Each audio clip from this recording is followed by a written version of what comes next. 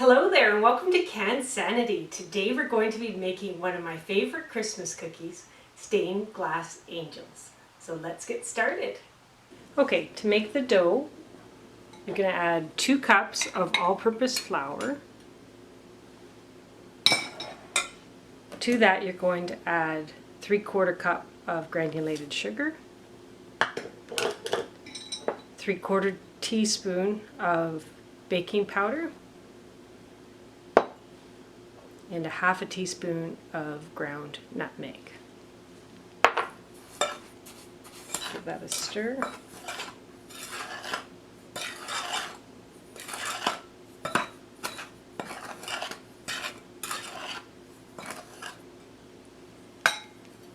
Then you're going to add your butter, and this is 3 ounces of cubed cold butter, or about 2/3 of a cup of butter.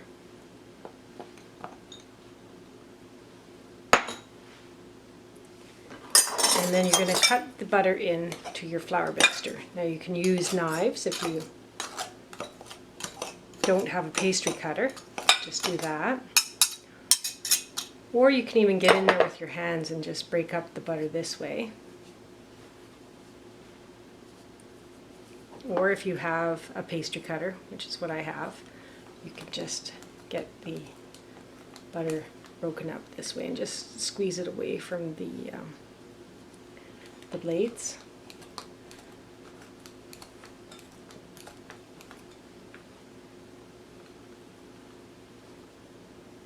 Don't be afraid to get your hands in here. You're going to need this dough, so it's okay if you get your hands in there early on. Okay, so this is pretty much done.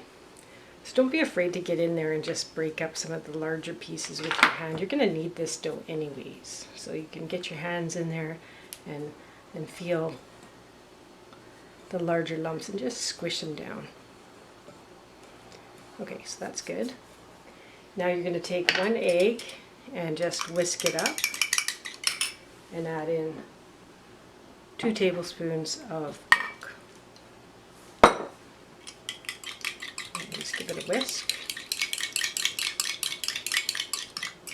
and pour that into your flour mixture. Give it a stir.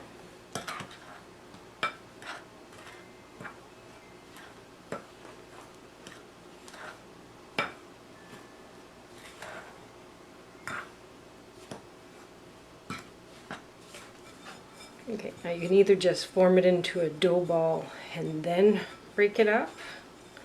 And it doesn't have to be exactly half because you're just rolling this out to make the cookies. So what I do is I just take a knife and just roughly break that in half.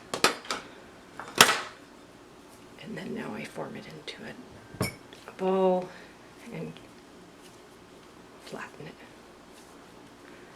You want to make sure that it's worked. You can even take it onto a board and really work in that butter.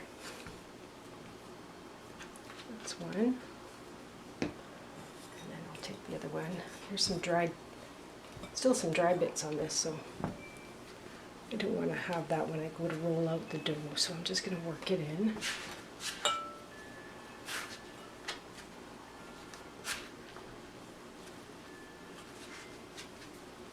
Don't worry about overworking this dough.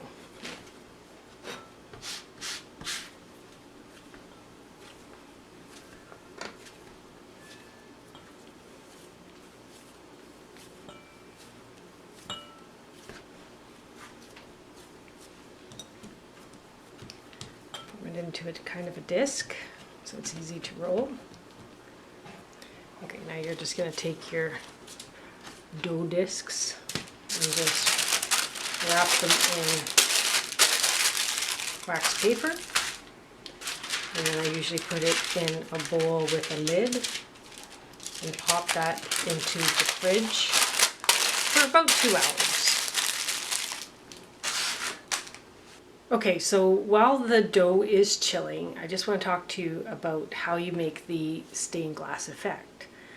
What you're going to need to do is pick up some hard candy. I usually pick up some lollipops at at Halloween, and then I just save them for using at Christmas time. And I like to use the solid colors. I find that it gives the best effect, and the clear candy. Now, what I do is I take the lollipops out of the wrap, and then I just put them in a baggie, Ziploc baggie, and I just tap it with on like a hard, put the baggie on a hard surface, and then just tap it with a hammer and break it into pieces.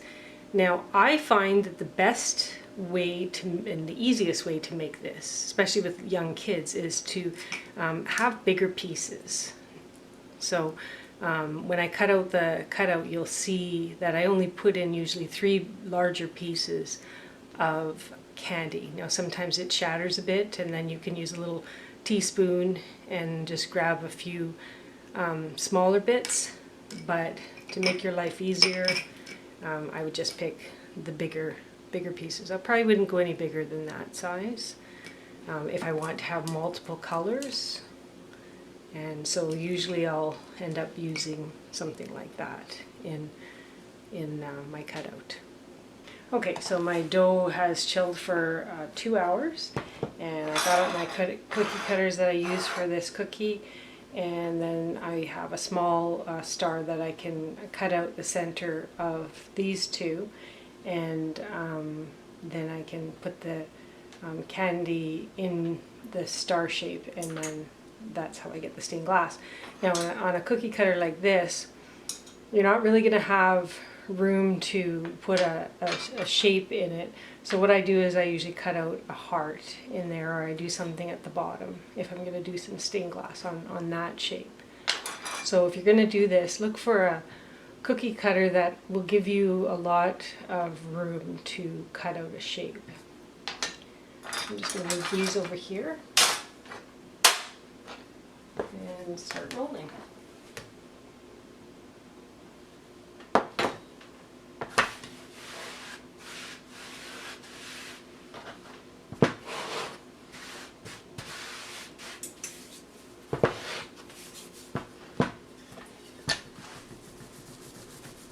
It'll be pretty stiff to start.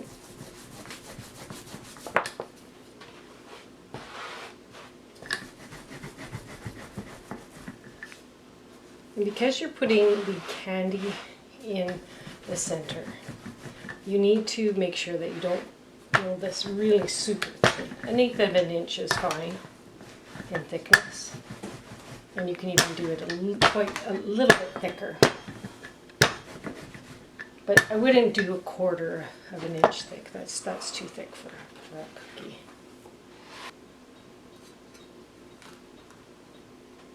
So I'm just going to go ahead and cut all these shapes.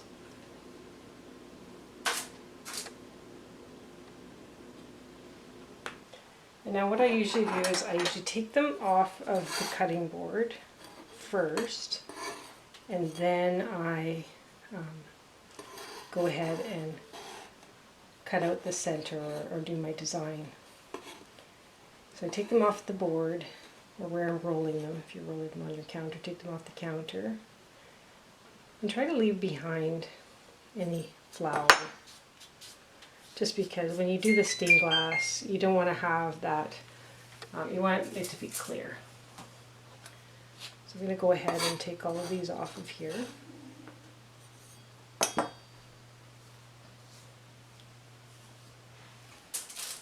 Okay, so you see that I put them on tin foil. That's best because you'll be able to peel the cookie off with the candy underneath if it's on tin foil. So you can't just bake these cookies straight on your baking sheet.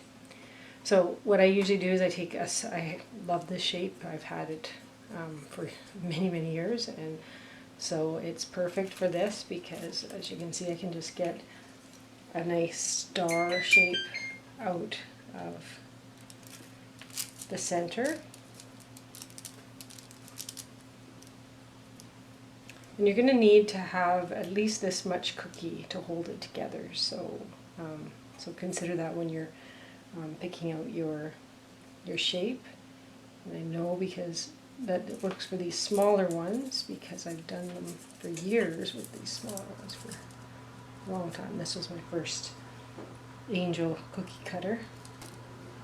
And then what I like to do is for cookies that are shaped like this, and I know that I can't get a cutter in there, I like to just take a knife and just make a hard shape in the center of this.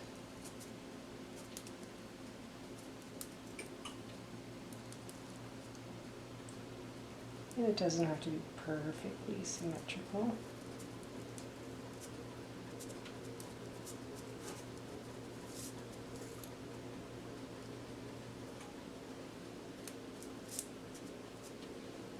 And then for these larger cookies, what you can do is you can just make a nice stained glass effect on the wings by, again, using a sharp knife and just cutting out a section of the wing. And that way you have some, really a good area for the candy to go in.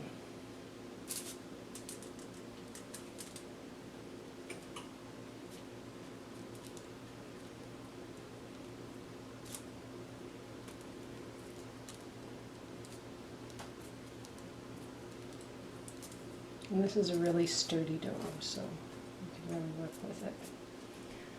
Okay, so I'll finish up these and then I'll show you how I put the candy in. Okay, so now you're going to add the candy. Now you could just make it one color, but I think it's much nicer with the several colors in it. And so again, take pieces that size. It makes it easy to make this. And don't put too little, because if it's too little then the candy won't spread. It's actually better to have a little bit, looking like it has a little bit too much in there, because you want the candy to spread into all the spaces.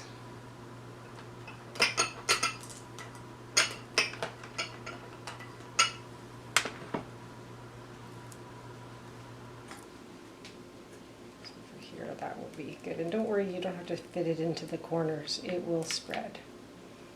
And then I'll just stick that one in there, that in there. These are all the colors that I have left. I wasn't lucky enough to find green, which is usually in this mix too. So and then for these bigger pieces, or these bigger spots, you want to make sure that you have bigger pieces, because you don't want the candy to be so brittle that it breaks when you pick it up.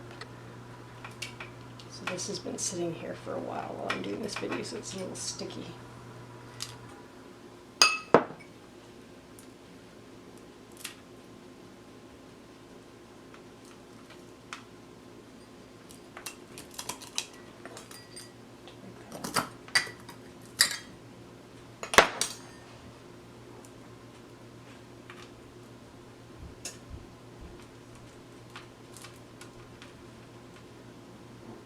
Don't worry about filling in every single spot. As long as you have a big piece of candy in there, it's going to fill in. So I put this big piece in here and it will spread. So I'm going to finish filling these in, and then I'm going to pop it into my oven that's preheating at 375 degrees Fahrenheit, and I'm going to bake it for 7 to 9 minutes. Okay, my first batch of cookies just came out of the oven. And so you can see how pretty the colors filled in, and you can see there's a light little bit of browning around the edges. And now you need to let that cool on that pan for a good 5 minutes before you can take it off. So I just put it somewhere where it can cool while I make the rest of the cookies. Okay, I just wanted to show you that when you overcook them, like I did with these ones, then it doesn't quite turn out. So don't be tempted to try to brown your cookies too much. 7 minutes in my oven is perfect, This was more like 9 to 10, so check it after 7 minutes, and likely that's when your cookies are going to be done. So this was the last batch that I did, and those were at 7 minutes again. Okay, so one more tip. When you go to take them off your pan, let them cool for at least 5 minutes on the tin foil, and then use a spatula to take them off, because it'll stick a little bit underneath sometimes where the candy is. And so just use a spatula to take them off of your pan. These aren't sticking very much. And when you go to store them, you store them with tin foil layers, not wax paper, because the candy can get sticky and it'll stick to the wax paper, but it won't stick as much to the tin foil. Okay, so the cookies are done, and as you can see, they turned out just beautifully. And now you can leave that cookie just like that and not put any other decorating on it, or you can make some icing, piping icing, and pipe that on. Now, to make a good, sturdy, firm icing, use meringue powder. And when I'm gifting these cookies, I will mix up 1.5 cups of icing sugar, 2.5 tablespoons of meringue powder, a little bit of vanilla, and then I'll add water or milk to get the right consistency, usually water. And I also, if I want to add a tint, then I'll put a little bit of the tint in to give it a nice color. But you can see these cookies are really colorful already, so you don't need to add anything to them. And if anything, what I do is I just outline them in a nice white piping icing. So I hope you've enjoyed this video, and I hope that if you are enjoying the videos that you subscribe to the YouTube channel. And don't forget to like the video, and check out Cansanity.com for other great recipes. There's a whole Christmas section on the website now, so you can just go to that and you'll see all the beautiful Christmas cookies that I've made this Christmas. And I'm always adding more recipes to the website, so please do check back often. Again, I hope you've enjoyed this video. Have a great day.